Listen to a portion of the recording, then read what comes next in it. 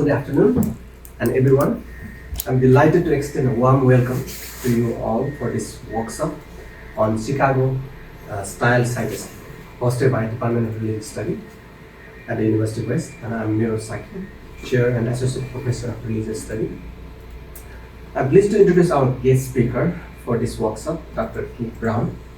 And Dr. Brown is the Student Success and Disability Coordinator at the University of West, with over 20 years of experience teaching English as a second language and English as a foreign language, as well as serving as an academic writing coach.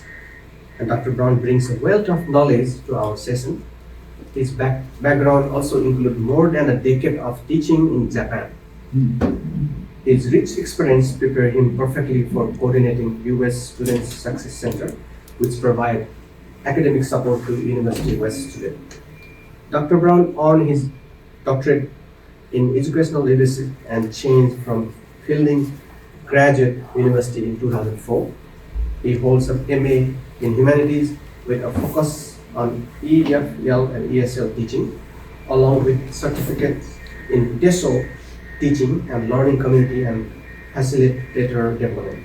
We extend our heartfelt appreciation to Dr. Brown for taking time out of his busy schedule to offer this workshop, and we look forward to an enriching and productive session.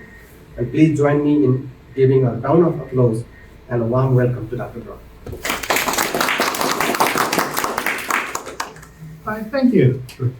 Well, are you ready for the exciting world of Chicago style? Yeah. So I thought I'd start with just a brief description of what is it about, because you've probably heard of Chicago style and APA style and MLA style and this style and that style. They all pretty much have the same purpose. They just go about it differently. So what is Chicago style about? It sets a standard of scholarship. So you write something in Chicago style, it's not like you're writing something for a newspaper or a short story. You could look at it and say, oh, this person put in the time to write a scholarly paper. At least that's the intention. It doesn't always happen that way though. Okay. It also helps you, the reader, understand the origin of the information that's contained in the paper. You know, they're very strict about citations. I'm sure you've heard of that. And your reference list or bibliography, whatever you want to call it, and footnotes and all that. That helps the reader understand that here's an idea, other people agree with it, other people maybe disagree with it. But it's not like I pulled it out of the air and put it in my paper. It means I actually looked into it. Okay. It determines the look of a finished product. You know, it looks a certain way. Okay, enough of that. Okay. So here's some very, very basic things for Chicago style. And this is mostly with appearance. First of all, you're going to need a font that's, well, they say easily accessible. That means easy to read, right?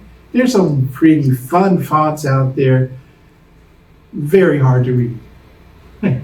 Like one of my favorite is, it's called Ice Font. It has little icicles hanging off all the letters. It's fun to look at. It's not fun to read it page after page after page. So they want something that's easy to read. And just make sure you use the same font throughout the whole paper. I mean, there are some exceptions, like computer code has a certain way of writing. If you use a figure or an image, you probably can't change the font on the picture. Right? So you have to go with that. And of course, words in other languages. So if you wrote something in Chinese, I doubt very much that an English only font is going to handle Chinese very well. Right? In fact, it doesn't. You get a bunch of interesting shapes that makes it look like you are not saying very nice things. So, their recommended fonts are Times New Roman or Courier. Surprise, surprise. Why do they pick those two? Well, my theory is those are the two types of fonts that were available for the old manual typewriters. And so they just never changed them. Right? So, for all you older people out there that used a manual typewriter, you remember you can only buy a typewriter in one font. So you either bought it with Times New Romans or Courier. And then later on you could buy other things, but that's another story. They recommend using 12 point, but 10 point is also acceptable. I prefer 12 point because it's easier to read. Right? 10 point is easy to read too, but it's smaller and it might make you tired. Plus, it requires more words to fill up a page if it's 10 point. So one of my secrets, right? The margins. If it's a regular paper you're turning in for class, they want 1 inch on all sides. Or if you don't like inches, it's 2.54 centimeters. Okay. Another thing that I didn't write is, since we're in America, we don't have A4 paper, so you want letter size paper. A4 paper is almost the same as letter, but it's a little, I forgot what it is. It's a little narrower. It's not the exact same size. And so if you print something that's A4 size, set for A4 size on letter size paper, it might look a little funny. So that's my 2 cents. Okay. And their indents and line spacing, they're kind of particular about that. It's the standard indent that they've been teaching for years, where every paragraph should be indented on the first line. Sorry. It's better to indent it 1/2 inch. Right. And I think this is important. A lot of people use the tab button or they use the space button to do that indent. I say don't do that. Why? Because it's not consistent. If you learn how to get your word processing software, usually Word, to do it automatically every time, it stays the same and you don't have that headache. But why isn't it lining up or this and that? If you need help with that, come to the Success Center. I'll be happy to show you. Okay. The other thing is the text on the left side is flush, means it's a straight line. The text on the right side is ragged. Why is that? If it's all straight on both sides, it begins to look funny. And you get this thing that's called rivers, which is basically a white space that looks like a river going through the middle of your paper. Now, if you look at newspapers and a lot of,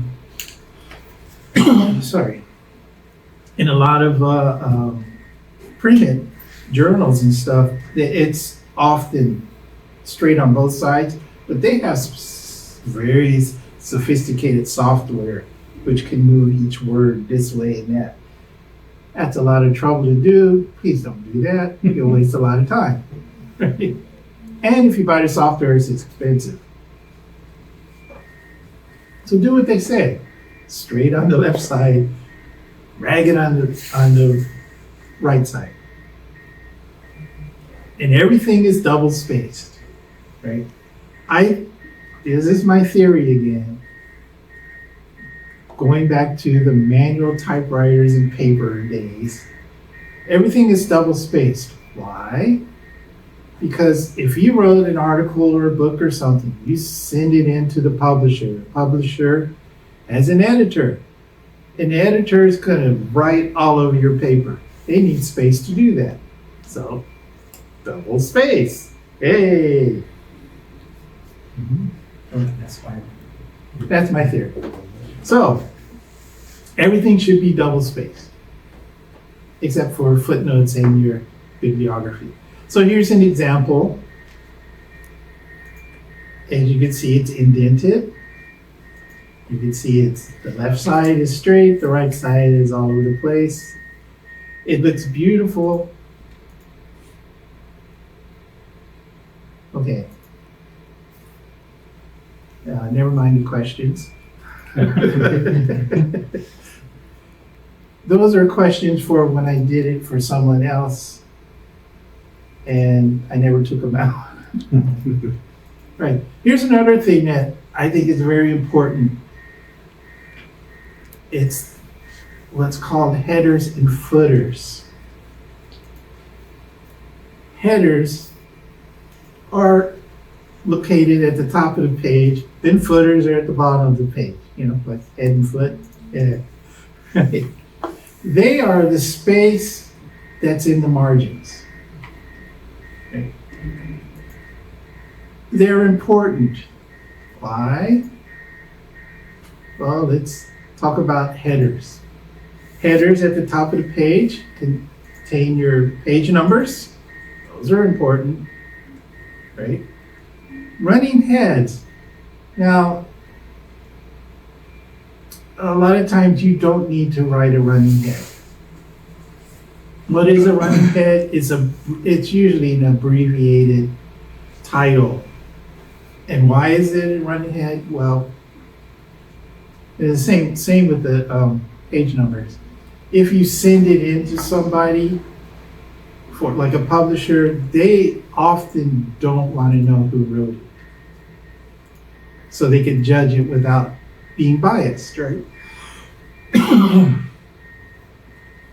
But what if, the little intern, or the big intern, is running down the hall and drops the papers all over the floor? Well, which paper goes to which? That's what the running head helps you. That's where the page numbers help you. You put it all back in order. Okay, so I dream up things, but that's really what it's for.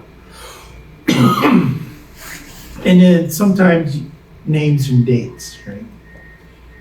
If you're writing a paper for a class, you probably don't need a running head unless your instructor wants you to get used to doing that, because your instructor wants you to maybe publish something. But you probably don't need to put the name and date on every page, because whatever you put in the header, it's going to be on every page.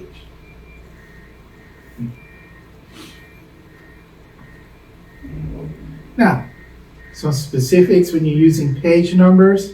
Start with page 1. Duh. Right? And they go on the right side, all the way to the right margin. Okay.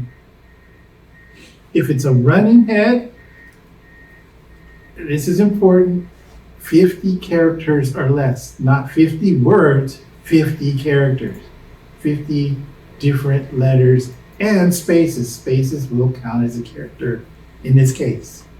And those go all the way on the left, across from the page number.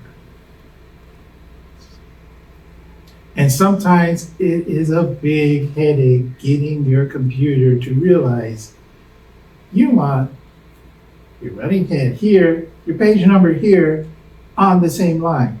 Sometimes it just doesn't want to cooperate.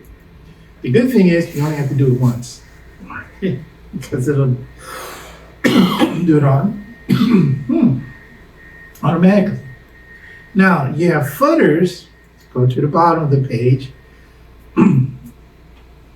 Now, I said for additional content or copyright attribution, meaning footnotes. Okay. Sometimes you need to put your copyright on everything. Rarely happens, but sometimes you do. But you do need footnotes, which is additional content. Okay? Another question that I'm sure you all know. So those are headers and footers, but do not confuse them with what we're going to talk about next. Headings. Ah.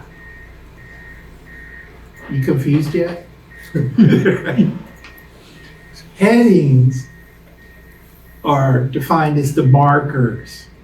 They're going to tell the reader what to expect in the following sections. So you're going to write your papers in sections. Each section covers a certain topic or subtopic. And the headings are just like a title for that section. So basically, they help the reader understand how the sections are related to each other and their importance. So if you have to read a lot of journal articles and you're like, I don't know if I want to read all of this. Sometimes you could just look at the headings and figure out, oh, this is what this is about. This is the part I'm interested in. I'll just read that part, right? So that's one of the reasons why they're very important. Now, here's one thing that drives me crazy about Chicago style. They do not have clear guidelines on how to use headings. They just don't. So I'm going to borrow from APA. Yeah, good old APA style. They are very clear on their headings, what they should look like, how to use them. Right. But before I go into that, some rules for heading should be just be consistent in the style. Use the same way of doing your headings throughout your paper. Don't just all of a sudden decide to change. So what I'm going to recommend are headings that are just words only. But some people like to use headings that are more scientific in style. So this is section 1, this is section 1.1, this is 1.1.1, and fine, if you want to do that. Just be consistent and don't mix the two. Again, I like just words. It's more fun for me, okay? So are you ready? Mm-hmm. There are 3 levels. Actually, there are 5 levels, but most of the time, once you start getting to level 4 and level 5, I suggest maybe you should think about restructuring your paper. That's too many levels to deal with. So the first level is the main topic of the section, right? The second level is the subtopic of that same section. And the third level is the subtopic of the subtopic. Right? So if I'm writing about bicycles, so my first level heading would be bicycles. And the subtopic could be which color is fastest. I'm like, why would I write about that, right? And then the third level could be maroon. Another third level could be, I don't know, pink. So I'm going through the different colors. And you're like, that's ridiculous, but whatever. Right. So here's an example. Here's the first level heading. It's centered, it's bold-faced, or you can use italics. And it's like regular title cap, capitalization. You know, all the main words are capitalized. So in this case, it's discipline and research. I know that whatever I'm going to read for this next section is related to discipline and research. Now, if you're wondering why I chose that, no real reason, but if you're wondering what it is, it's discipline as in classroom discipline. Right? So you can get that out of your head. It's centered, right? Hmm? It's centered in the center. It's centered. Now, the second level, it's still centered, but it's not bold, it's not italic, but it's still capitalized, like, you know, in a title.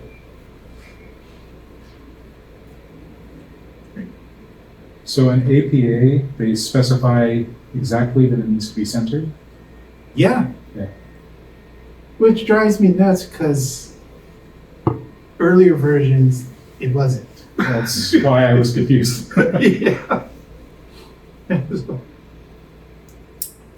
I was kind of surprised when they did that. I'm like, why did you change it? Well, I guess they had nothing else to do, so they decided to change something. They gotta get another edition out, so. Yeah. So the third level, it's all, the subtopic of subtopics, all the way to the left. It's bold. Still, headline style, or, sorry, title style cap. It's bold. It's bold. And then that's another thing, for APA is why is it the top number one level is bold, number two level is still centered, but not bold. Sometimes it's hard to tell the difference. But like I said, it's their rules. In Chicago, apparently they don't care. So I don't know. One really nice thing about headings, and I totally recommend using them. Well, I shouldn't say one thing. Two things that are really nice about headings is one, you can kind of skip all those transitional phrases. You can just jump into the topic sometimes because you're using the heading. That's your transition. The other thing is, if you're writing something very long, like a dissertation or a thesis, or even a book, your headings can become your entries in your table of contents. So for example, in this book, this well-written dissertation by some unknown person. And Keith Brown. Yeah, named Keith Brown. All those headings became entries in the table of contents.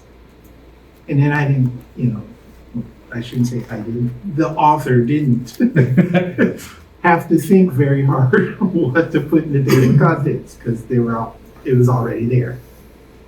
Okay? Confused yet? Let's go to quotes. Now, this is when we start getting into citations. But there's some rules for quotes that you need to get straight first. First of all,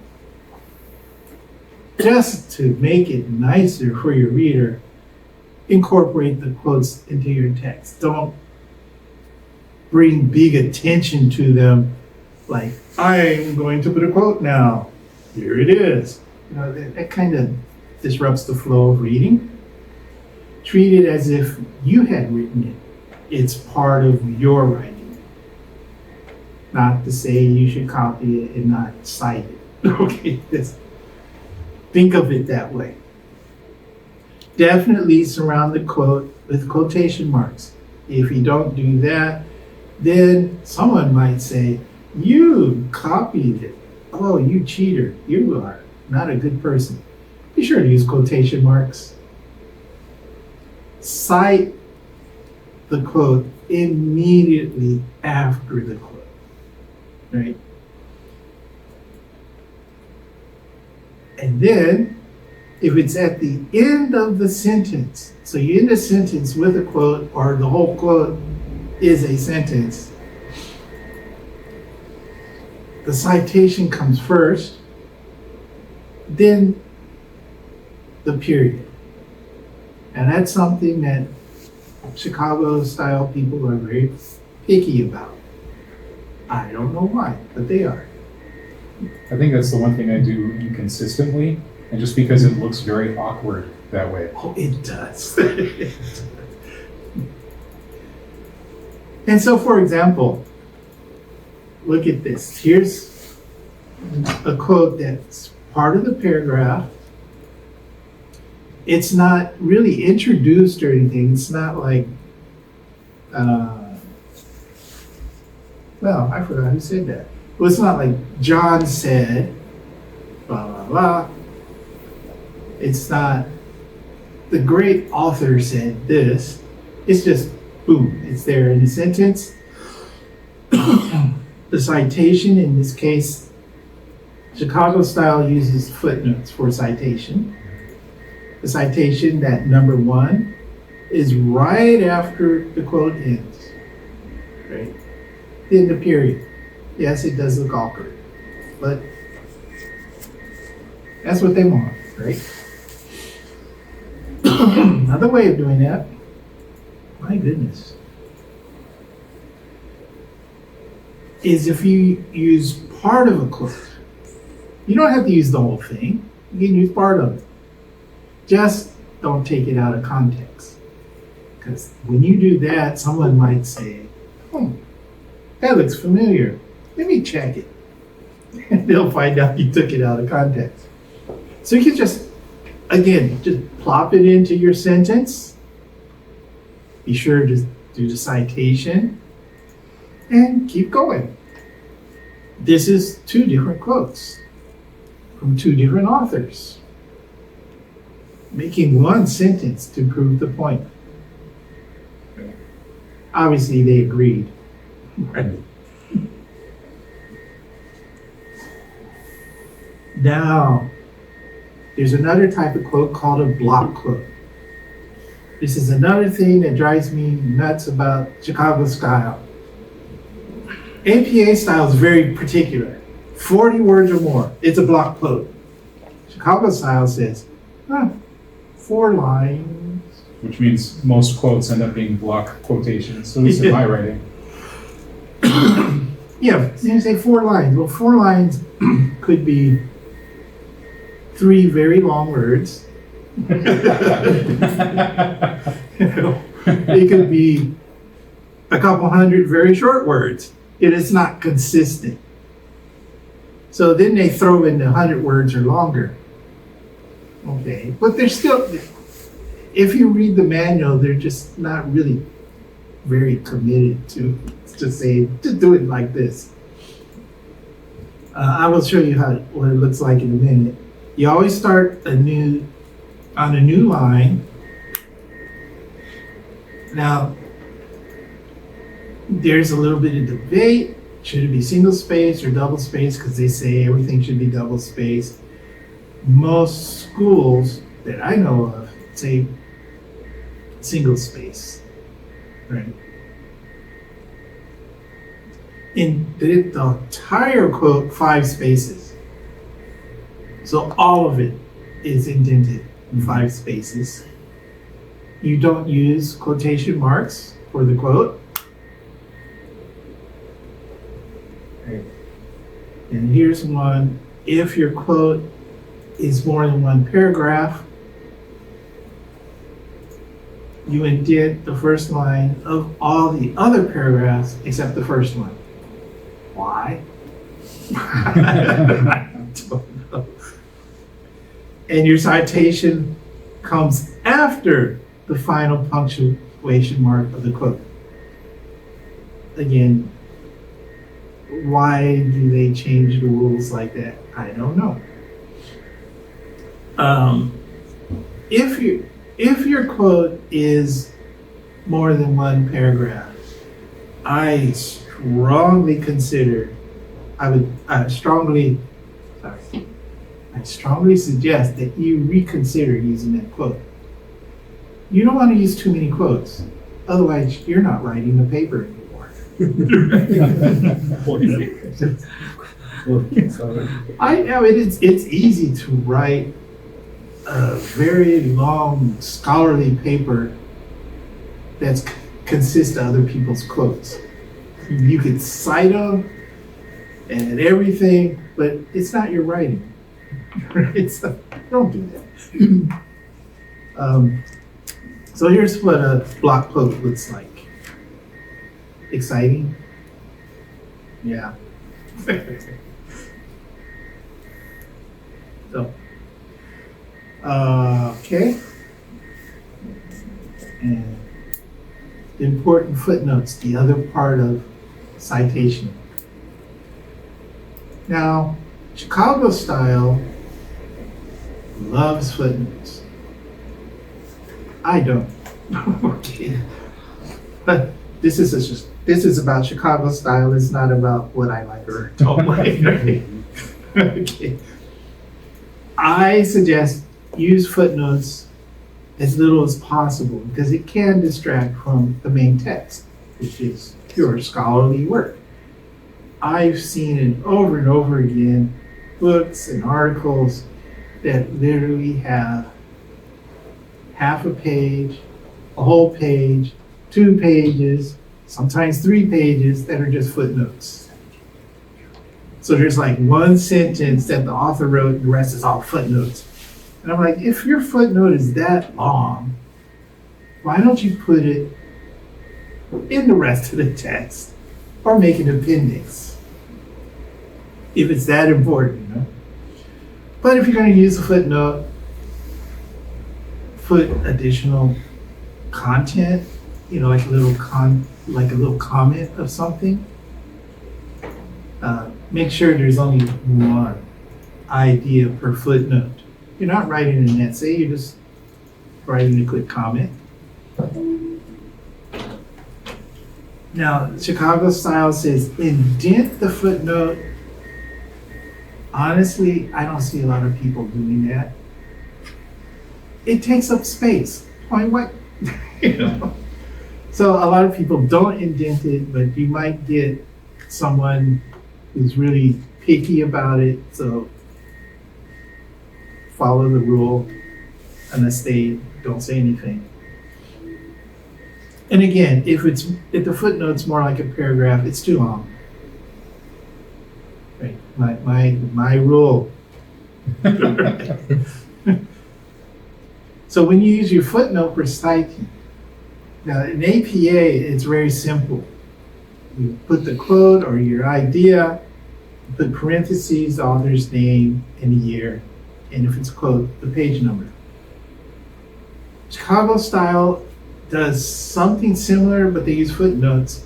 So after what you're going to cite, you put the little footnote symbol, a number, and it's called superscript, you know, the little number that's high up.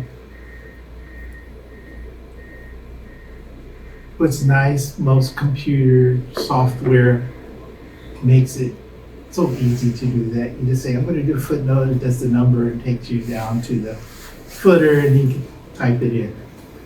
Not like it was in the old manual typewriter days, where you had to do this, do that, the other thing, and you had to count lines. How long is my footnote? Much easier nowadays.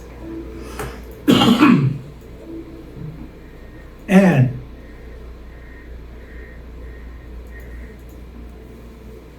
I'm looking at what I wrote. I'm like, here's a big mistake. Do not pay attention to the grammar in the second point. There is a mistake there that I don't know why it's still there. Well. Anyway, if you're using a bibliography, which I strongly suggest you do, okay, for your citation, put the author's name, a shortened title, not the whole thing, and the page number if it's a quote, right? But if you're not using a bibliography, this is where it gets complicated. For the first time you're using that source and citing it, you put everything in there. That means the name, the year, the publisher, the full title. And you're just like, oh, why? Right? Because it's Chicago style, okay? Right. Then after that, you can use the name and the shortened title and the page number. That's easy. Isn't it also the case, if you are using bibliography, that after the first time putting the author's title in the footnote, you can just use author name and page number? Yeah, that's a variation too. I prefer that, to tell the truth. Yeah. Yeah, the only problem is if you have an author with the same name, two different authors, but they have the same last name, then it can get a little complicated. Then you have to put in either the first initial or The date of publication. the also date sometimes. or the title or Yeah. something. So, play around with it. Just be consistent with whatever you do, right? And again, if you're using the same source consecutively, so that means if you're doing a series of footnotes and it's all the same author and the same work, you can just put the name and page number. The minute another author jumps into that line, it's broken, you cannot do that. And this is one of the reasons I like APA better. But so for example, here's some examples of footnotes. So we have James Harmer, The Practice of English Language Teaching, and page 45 is the first time. The second time is Harmer, page 45. The one on the bottom is if I'm not using a bibliography. Then you have to put the whole thing out there. Yeah. Takes up a lot of space.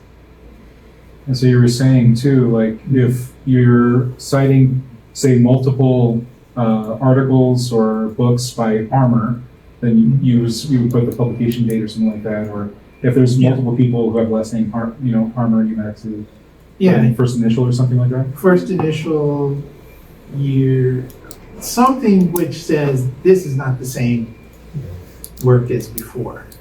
Okay. Just be consistent with it. Don't mind the question. Now, something that's super important about citation, right? Because you're going to have to make a bibliography. Because I said so. No. It's always good to have a bibliography. Right? If you cite something, make sure it's mentioned in the bibliography. If you mention something in the bibliography, make sure it's cited in the text. If it's not cited, do not put it in your bibliography. If it's not in your bibliography, do not cite it. That is a very strict rule. All styles say that. The only exception is if you want, we put an appendix of suggested readings, suggested, further resources. Then you could do that. You don't have to cite those because that's, it's an appendix of where you might want to look further. But if it's not cited, don't put it in bibliography. If it's not in your bibliography, that's not right. Let's try this again. If it's in your bibliography and it's not cited, don't do that. Okay. Why? Well, like back in high school, when I wrote a paper and I had to write my bibliography, and sometimes I wanted to look like I did more work than I really did, I would add stuff. And I would get away with it because that was a long time ago. And the rules were a little different. But you can't do that anymore. So I guess I was lucky. No. All right. I said this already, but I'll say it again. Hmm. Cite it in the bibliography. Cite it, bibliography. Done. There are 5 elements to an entry in your bibliography. One is the author's name. One is the title. I know it seems kind of obvious, right? The other is the source, where it can be found. Because if I'm writing about something, especially something that's controversial or hasn't really been studied, and I use the source to back up what I'm writing, and you read it and you say, "Ah, man, no way." Or better yet, "Oh, that sounds really interesting. Let me read the original source where this idea came from." You know, give them a way to find it, right? And, you know, definitely the year of the article or book. And they want the page number. Not all styles ask for the page number where the information can be found. Chicago says page number. Now, a lot of times I don't see the page number. I don't know why that is. To me, it's not that important. So, you know, sorry. There are some rules for the author's name. You put the last name, a comma, and the first name. Right? APA is just last name and first initial. Mhm. Chicago wants the first name. If there are 2 or 3 authors, this is where they start getting nitpicky. You write out the names that in the order they appear on the title page of the source.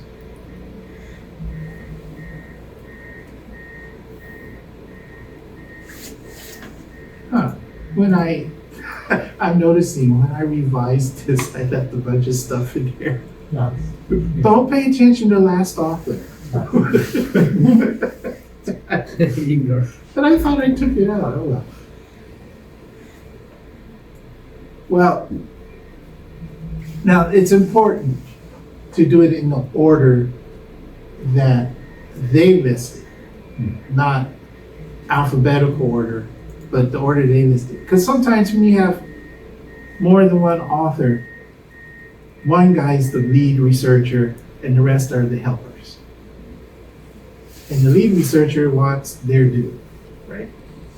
I'm the lead researcher, I should get the most credit. Haha. So that's why they put it in that order. If there are 4 to 10 authors, then I'm like, oh my goodness, why did they have so many people doing this, right? You write out all their names in a bibliographer, but then in the footnotes in your citation, you use et al. So it's the first name, then et al. Et al means, yeah, and those guys. And those guys. Actually, it means, you know, and others, but I like and those guys, right? Over 4 to 10 authors, yeah, good luck. You write the first 10 and then put et al. Fortunately, you don't see too many articles unless it's a scientific thing, which has over 10 authors. Okay. Scientific things, it's usually a bunch of people who work in the lab who found something. Humanities things, it's usually 1 or 2 people working together to find whatever they're looking at. If it's a group, do not use their initials in the bibliography. You got to spell out the whole thing.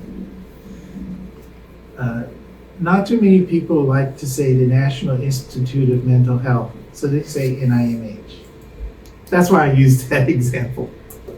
Because, you know, everyone says NIMH. Or, you know, I say APA a lot. Well, that's because I don't like saying that American Psychological Association. It's like a tongue twister. Right. Another thing they're particular about is do not use that symbol, Uh, the and symbol. You have to spell it out and put it before the last author that's listed. So if it's two authors, it's Bob and the other Bob. If it's more than that, Bob, and the other Bob. So that's here. By the way, do not get in the habit of using that symbol anyway, because it's convenient. It's great. But all the academic writing styles say don't use it. The exceptions are if it's in a quote that way, or some styles say it's okay to use it in your bibliography section. Chicago says no. Sorry, I do it anyway. I'm a rebel, I guess. For the title, you're going to use what they call headline style, or capital style. All the major words get a capital letter. You italicize the book or journal titles. Now, you might have learned underline it or bold it. In recent years, everyone's gone to italicizing it. You won't get penalized if you underline or bold it. So, don't worry about it. Now, this is where it gets a little complicated. If it's a work in an edited collection, or if it's unpublished work, quotation marks. Again, why did they come up with that rule? Guess they had nothing else to do. how common is it actually to cite an unpublished work? Imagine that'd be pretty rare, right? It's pretty rare because they're hard to find. Yeah. Unless it's someone, does a lot of research in, the backwoods of, Borneo or something. And you talk to them and they say, hey, you might, look at this, what I wrote, but I never published it. And he could do that. Right, Edited collections, you'll find it quite often. Here's a book with 20 articles by 20 different people, and I edited it. That's fairly common. For the publishing information in the year, you always put in parentheses, unlike other styles. You include the city of the publisher separated by a colon.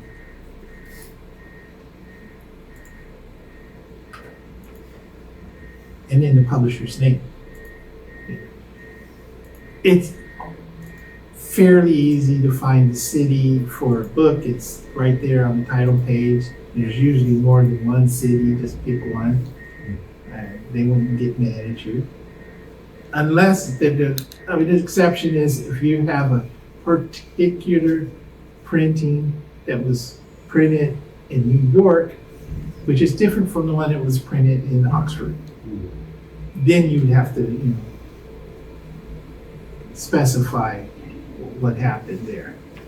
If you can't find the year, which is very common, just put no date. That's what the ND is. If you get something off the internet, use the DOI number or the URL. The DOI is preferred because supposedly you can always find something using the DOI number. I have found that's not to be true.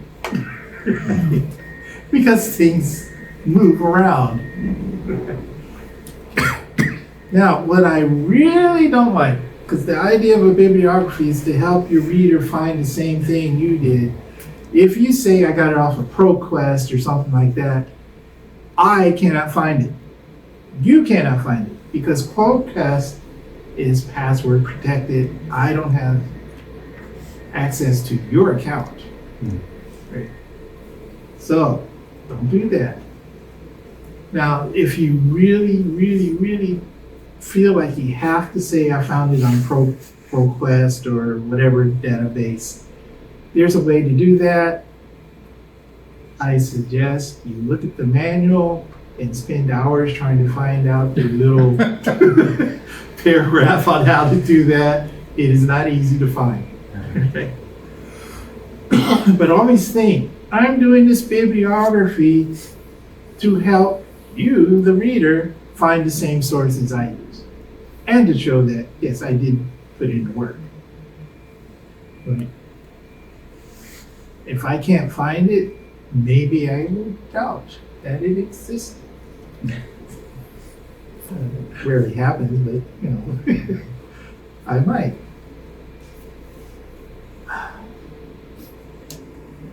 And this is still part of citation. This is another thing that drives me nuts about all the styles. Different types of publications are formatted different ways. So if it's a book, the writer's name, the title of the book, the city, the publisher, the year. For example, Jeremy Harmer, Practice of English Language Teaching, 3rd edition, published in New York by Longman in 2001. That's pretty simple. I wish it was that way for everything. But no, it is not. Because if it's an article or a chapter of a book, maybe I'm just using part of the book, right? The writer of the article, the title of the article. Then, very important, you write in. Super important. The title of the book. The title of the book is in italics, not the title of the article. Then you have to put edited by. Who's the editor? The editor's name. Then the page numbers that you looked at. Oh, the city and publisher in a year. I used this, why did I do that? I used this example. This book, the Handbook of Research on Curriculum, is probably this big. It's got, I don't remember now, it's probably close to 100 different authors. Right. And this one, Conceptions of Knowledge, was written by a guy named Schrag, in a book that's edited by P. Jackson. The name of the book, you have the page numbers and all that. Oh, complicated, right? I like the other one. But if it's a journal article, it's still different. Oh my goodness. Author, title. The journal title is in italics. The volume number, very important. The year and the page numbers of the article. Volume numbers are important because volumes don't always correspond with the year. Publishers of journals do things in volumes, and they decide how big a volume is. Sometimes they do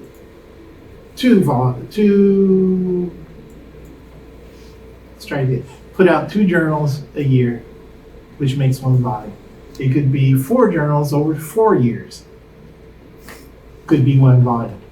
It could be 6 journals in 6 months. 1 volume. And each volume is divided into sections, 1, 2, 3, 4. Right? So sometimes it's way easier if you go on their website and say, I'm looking for volume 14, number 4. Sometimes it's a lot easier to find it that way and then say, I'm looking for something that was published in 1994. So in this example, Hughes and Tom wrote an article in the International Journal of Educational Management, Volume 8, Number 6. Right? The sixth edition of Volume 8. And that was in 1994. It's a very fascinating journal, by the way. If you believe me. So, we're not done. If it's an electronic source, a lot of times, whoever put it on the internet is very sloppy about documenting where the information came from. So you put as much information as you can find about it. And I say, treat it as if it was a printed source. A lot of times there's no date. Be sure to put no date. A lot of times there's no DOI number. Put the web address. If you put the web address, at least you can say, well, it did exist at one time at this web address.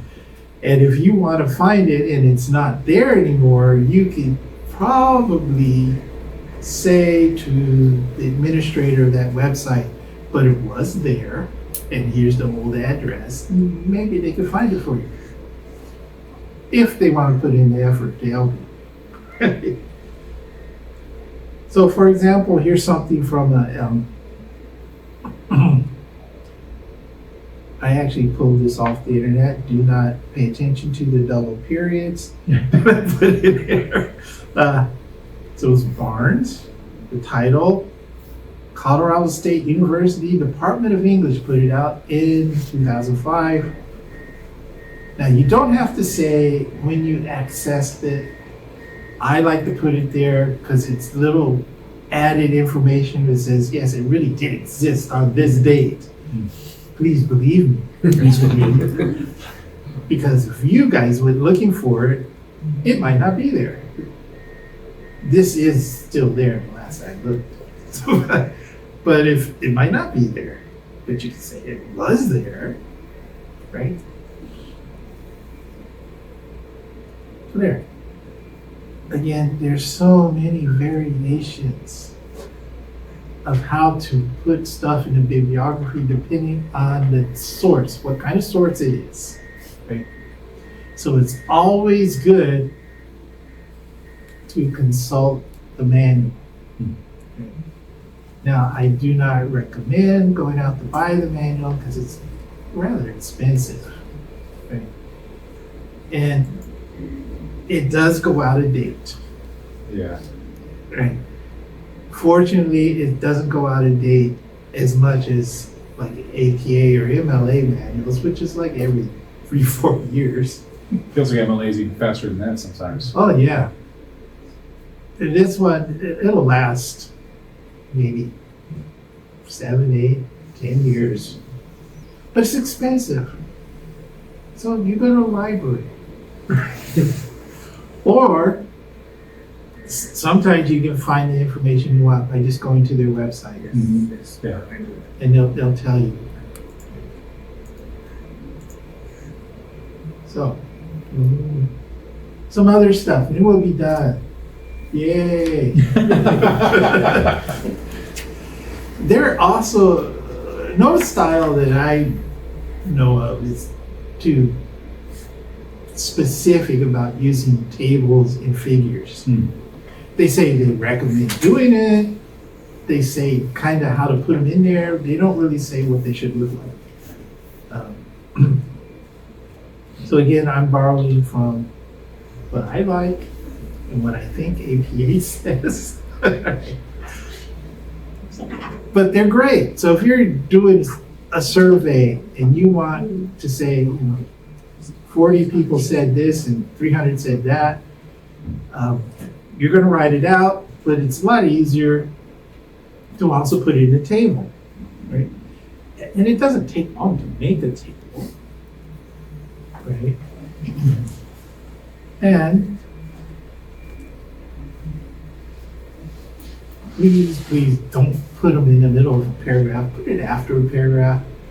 Two reasons. One is you don't want to break up the flow of reading. The other is it's so much easier to format it when it's after a paragraph before the next one, right? Now the recommended spacing is use 4 single space lines and always give it a title and number. That's not always practical. Okay. So I just say eyeball it. If it looks good, go with that, right? And here's an example of a chart. It has a title. This is table 13, so you know there are at least 13 different tables. It's got the title, it's got everything. It looks beautiful. You can easily see what it's trying to tell you. And then the dialogue on both ends of it, just describes it and gives a little more detail. Now, the author, me, I use the table function Word, and then I take all the lines out, except for the ones I want. Very easy. It makes it so much easier to just make sure everything lines up the way you want it and all that. Some people I've seen, they use that little tab and space bar, and it looks beautiful. They turn off the computer, they open the document the next day, and everything's all over the place again. This way of doing it prevents that from happening.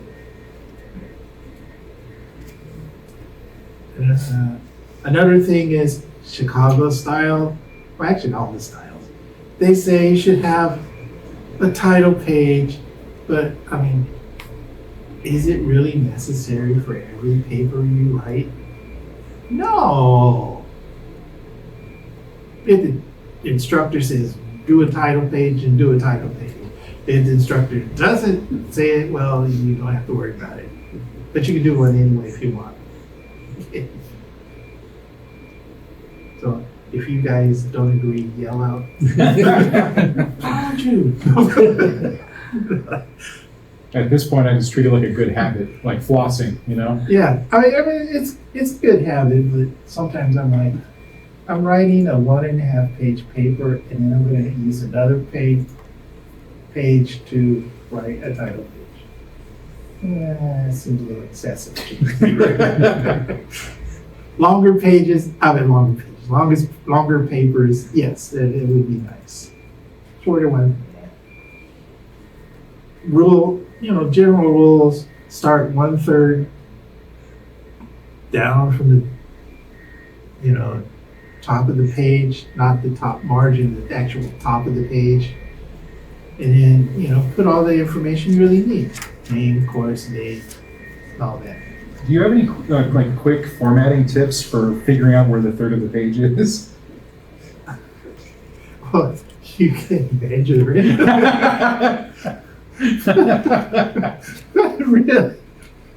Really, I just eyeball it. No, but that's the problem. I do as well, and I feel like if you put 5 of my papers side by side, they'd all have title pages, but they'd all be a little different. Well, I guess if you really are picky about it, I would measure it, divide the paper into thirds, and then just stick it in your head. It's going to be X amount of lines down, or make a template or something. Yeah. But usually I'm just like, that looks good enough. Because I wish that the guidelines were more specific, like hit enter 18 times, and that'll get you right where you start your titles. Yeah, and part of the problem is depending on the font, fonts are not all the same size. Mm. So you can use a font A, and it looks great, and then you change the font, and you're like, oh, why did it move up or down? It's because the letter sizes are different. Yeah. And that's just plain old frustrating. did not have that problem with the manual typewriter. Because, they were built that way. So, really, I just say eyeball it or make a template Yeah. for yourself and it'll be consistent. Well, that's all I can say about Chicago style. Like I said, I recommend. No, I didn't say that. Before I say the next one, I recommend learning how to do all this stuff by yourself. Do not trust Sotero. Do not trust Indo. Do not trust all those things because they're not always correct. Yeah, yeah. That's the way. Copy and paste from the Yeah, library. yeah, yeah. The library has, and then that one is sometimes wrong. Yeah, sometimes. And what I really, really, really, really hate about it, especially Sotero, something that it does when it formats it and you put it in your paper, it makes it super hard to fix it Yes. when you find a mistake. Yeah. It's so annoying. And then sometimes it adds highlight and you can't get rid of it. It'll take a half hour to get rid of the stupid highlight. Learn how to do it by yourself. Then you'll know exactly if it's right and if it's wrong, and then it's easier to. And always, always, always consult the manual if you have a question, right? Now, I use APA a lot.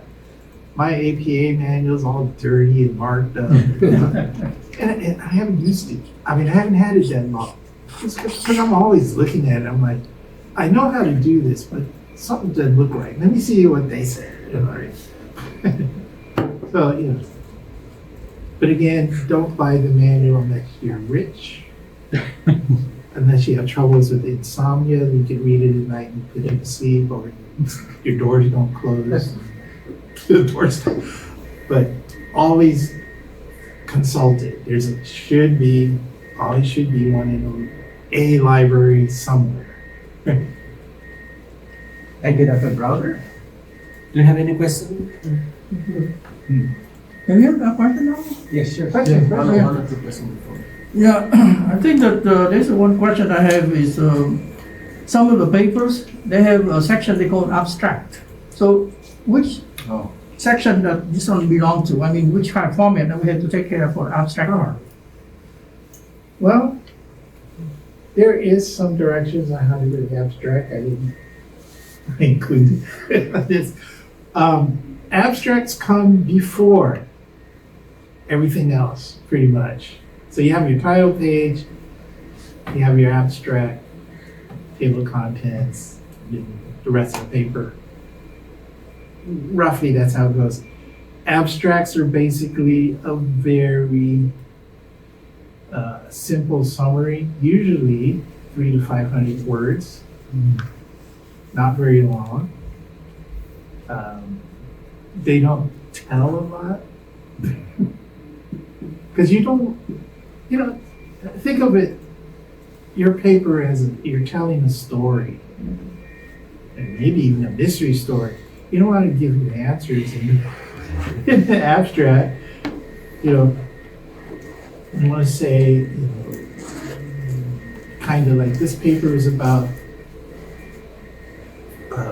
exploring the mysteries of Sanskrit. Mysteries of Sanskrit in Egypt. Oh, that would be a mystery. If there was such a thing. And, the author looked into this and this, and, you don't want to say a whole lot. Sometimes you're kind of forced to say what your findings are in an abstract, but usually no. Because you want someone to read it. You want to give them a reason to read it.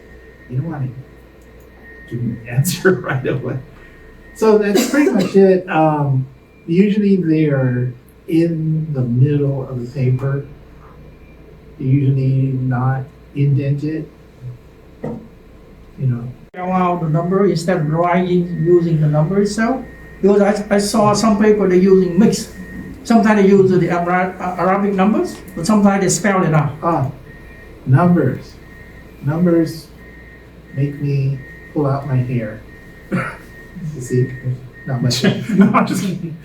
There are some specific rules for numbers. The general rule is if it's number 1 to 10, you spell it out. Other than that, you use the Arabic numbers. That's a general rule, but I suggest consulting the manual on that because there are other rules, like if it's at the beginning of the sentence, do you spell it out? Do you use the numbers? I suggest don't start with the number. Start your sentence. Then you don't have to worry about it. You know, it's in the manuals I've seen of all the different styles. It's about a page worth of rules on how to deal with numbers, but the general rule is 1 to 10, spell it out. The rest, you actually write the numerals. Thank you, sir. Thank you so much. We learned a great deal of information on the Chicago Balance Style plus extra stuff. And very grateful to Dr. Brown for offering this wonderful workshop. And let's give a round of applause. And we will continue to offer more sessions on different topics. And next will be on library. Judy Su will be offering Buddhist resources next semester, maybe in September. Thank you. Thank you very Thank much. you everybody for attending. Right, you're welcome.